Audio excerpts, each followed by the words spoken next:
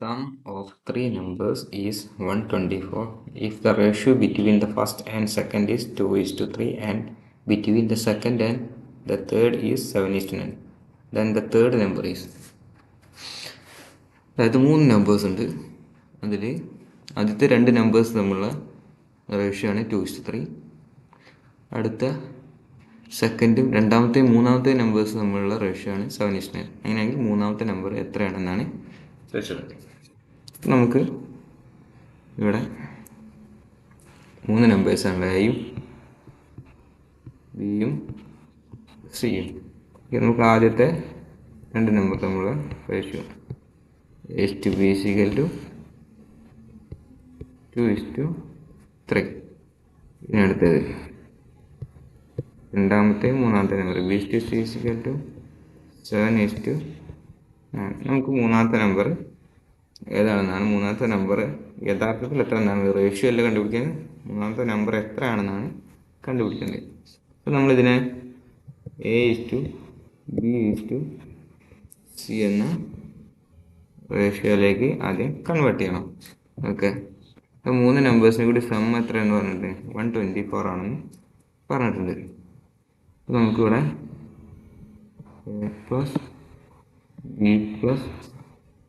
A+B+C = 124 ആണെന്ന് പറഞ്ഞിട്ടുണ്ട്. ഈ റേഷ്യോനെ എങ്ങനെ ചെയ്യാൻ ഞാൻ ഇവിടെ എന്ത് ചെയ്തു, 2:3. ഓക്കെ, ഇനി അടുത്തത് B/Cൻ്റെ റേഷ്യോ 7:9 എന്ന് എഴുതി. ഓക്കെ, ഇനി ഇവിടേക്ക് ഈ സെയിം നമ്പർ ഞാൻ എന്ത് ചെയ്തു, ഇവിടേക്ക് എഴുതി, 3നെ അവിടേക്ക് എഴുതി. ഇവിടെ ഞാൻ എന്ത് എഴുതി, 7നെ ഇവിടേക്കും എഴുതി. ഇനി ഇവ തമ്മിൽ ഡയറക്റ്റ് ഗുണിക്കുക.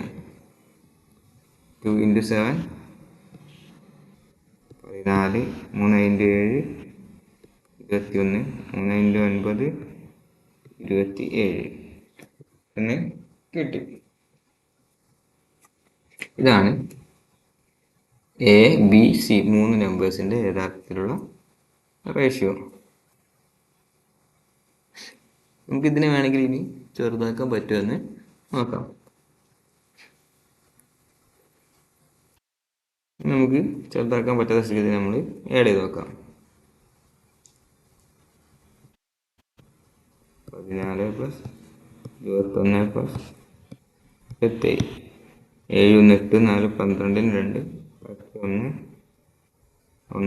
1 2 2 4 2 6. നമുക്ക് എത്ര കിട്ടും, 62 എന്ന് കിട്ടും. ഓക്കെ, നമുക്ക് A/B/Cൻ്റെ പുതിയ റേഷ്യോ 14:21:27 എന്ന് കിട്ടി.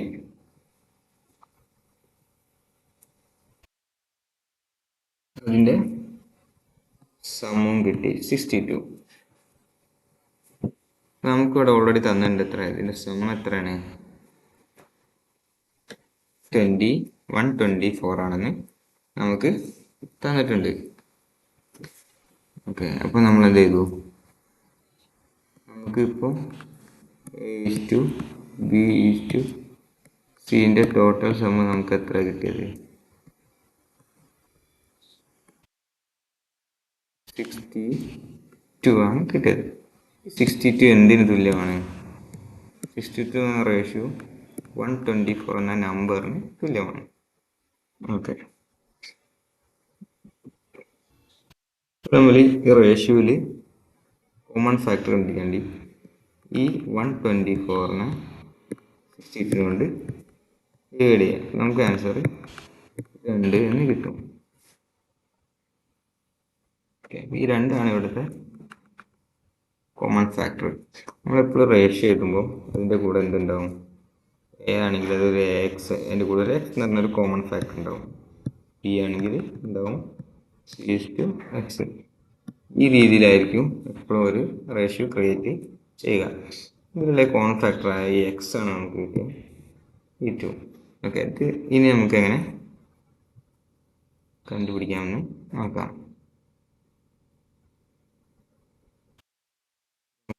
ആദ്യം കിട്ടിയ റേഷ്യോ എത്രയായിരുന്നു?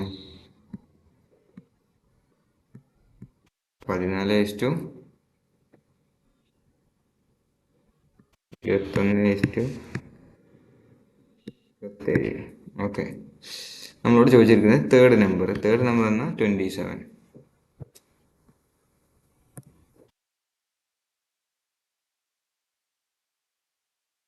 നമ്മൾ 27 ×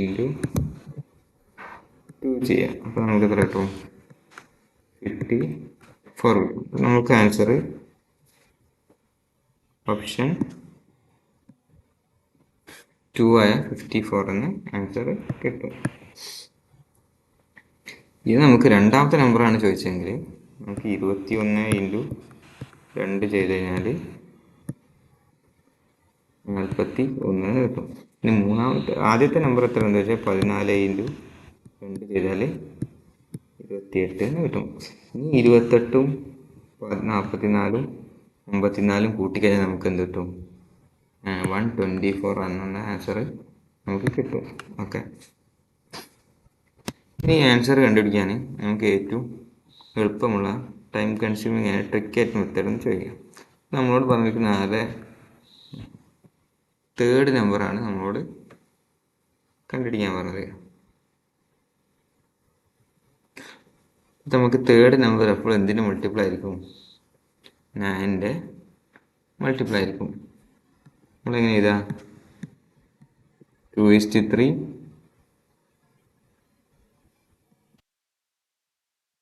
3:9 ഈ രീതിയിലാണ് എഴുതുക.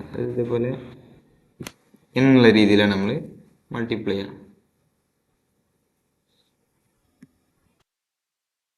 അതായത് 2നെയും 7 ഫസ്റ്റ് മൾട്ടിപ്ലൈ ചെയ്യും, 3നെയും 7 മൾട്ടിപ്ലൈ ചെയ്യും, അതേപോലെ 3നെയും 9 മൾട്ടിപ്ലൈ ചെയ്യും. അപ്പോൾ നമുക്ക് തേർഡ് നമ്പർ എപ്പോൾ എന്തിൻ്റെ? 9ൻ്റെ മൾട്ടിപ്പിൾ ആയിരിക്കും. അതിൽ ആൻസറില്ല, 9ൻ്റെ ആകെ ഒറ്റ മൾട്ടിപ്പിൾ മാത്രമേ ഉള്ളൂ, 54. 9നെ ഡിവൈഡ് ചെയ്യാൻ പറ്റുന്ന ഒരു നമ്പർ മാത്രമേ ഉള്ളൂ, 54. അപ്പോൾ അതിന് നമുക്ക് ആൻസർ 54 ആണെന്ന് കിട്ടി. നേരത്തെ നമ്മൾ ചെയ്ത മെത്തേഡ് നമ്മൾ ട്രഡീഷണൽ മെത്തേഡ്.